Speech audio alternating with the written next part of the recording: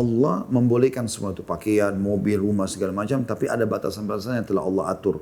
Hingga seorang muslim tidak dilanda kecintaan pada kemewahan dan sikap berlebihan atau israf.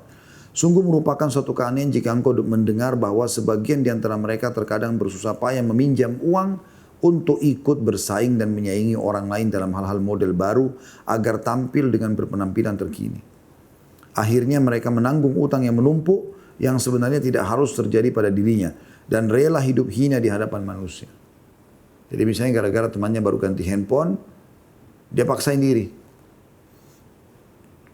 Berapa handphone itu kau beli? 15 juta. Ya udah, saya juga harus beli. Padahal dia nggak ada kemampuan, gajinya pun mungkin cuma 2 juta. Hanya paksakan diri, terpaksa cicil riba, kena jadi dosa, atau utang sama orang lain. Ya. Sehingga akhirnya dia harus mencicil setiap bulan sekian banyak misalnya. Ya mungkin uang-uang itu masih lebih bermanfaat kalau dia gunakan untuk membiayai keluarganya, membiayai dirinya, membiayai sekolahnya dan seterusnya. Ini contoh saja. Sekali lagi kita boleh saja menikmati dunia, tapi jangan memaksakan diri karena ini berbahaya. Hanya dengan alasan ingin bersaing sama orang lain. Dan ini akhirnya mereka menanggung utang yang seharusnya tidak terjadi pada dirinya. Dan rela hidup hina di hadapan manusia. Dan agar kita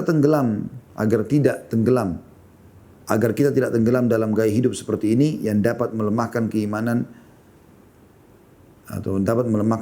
kita lalu melemahkan sikap konsistensi kita, maka kita harus hidup sederhana, puas dengan suasana yang sedikit dari apa yang Allah SWT berikan kepada kita atau dengan sesuatu yang sedikit. Jadi kalau misalnya Allah berikan sedikit, ya sudah dia bersyukur sambil dia ikhtiar memperbaiki keadaan menjadi lebih baik bisa.